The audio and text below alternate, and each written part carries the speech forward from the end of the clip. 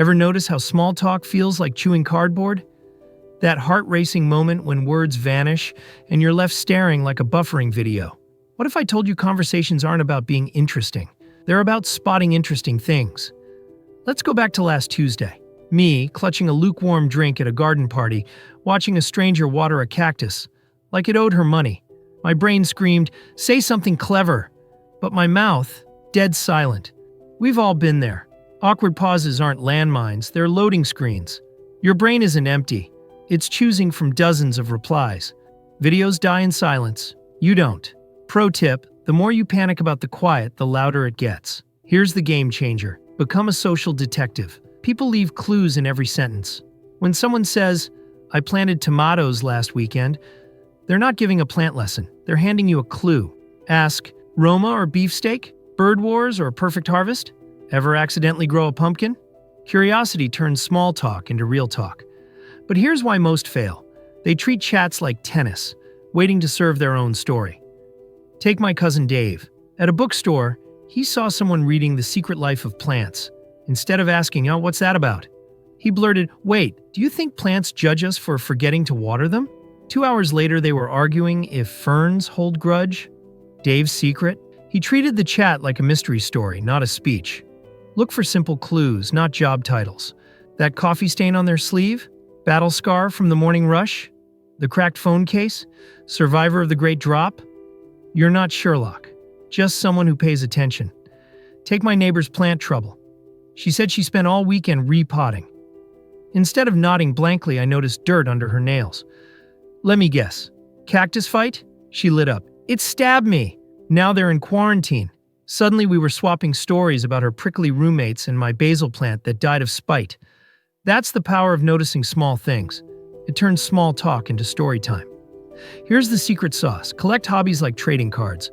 My buddy learned cloud names. Altostratus, cumulonimbus, the whole set. Sounds nerdy. Tell that to the woman who talked nonstop about rainy season memories. After he asked, "Ever seen a cloud that looked like an apology note?" Your quirky hobbies? Social fuel. Let's break it down. If you're into something odd, like collecting rubber ducks or watching moss grow, own it. At a cafe, I met someone doodling weird plants. I asked, "Is that a mutant Venus flytrap?" She made plant hybrids. We spent an hour sketching zombie ferns. For any hobby, ask 2 questions. What's the weirdest thing about that? And what's something nobody knows? At a park, I asked a runner, "What's the strangest thing you've seen while jogging?" She said, "A squirrel stealing a protein bar." Instant bond. Now for the big question. Why do shoelaces always untie? Do trees feel jealous? Asked with wide eyes, these aren't awkward. They're invites. I once asked a barista, "Why does coffee smell better than it tastes?" I got a 10-minute lesson on roast magic and a free latte. At a library, I asked, "What's the most borrowed, but never read book?" The librarian smirked.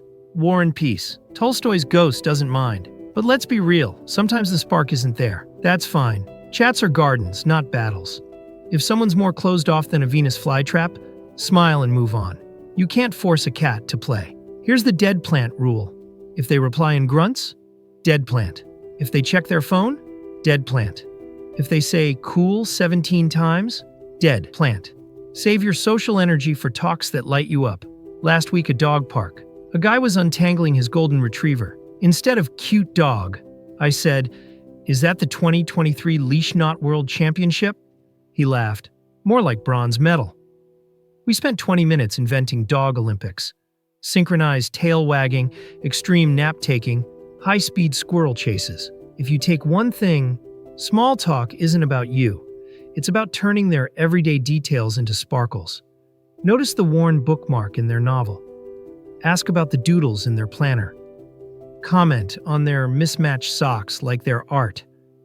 People drop hints all the time. The cashier sighing? Maybe her feet hurt. The person scowling at their phone?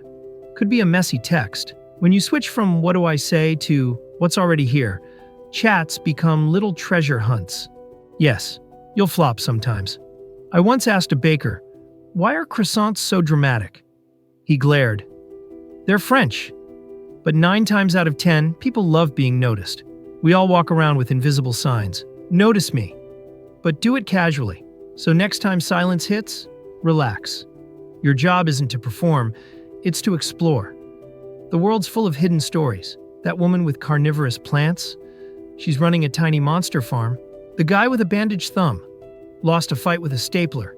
The teen sketching anime, secretly designing the next Pokemon. Your mission, find the fun hiding in plain sight. If you found these tips helpful, please like this video, hit subscribe, and ring the bell. Thanks for sticking out.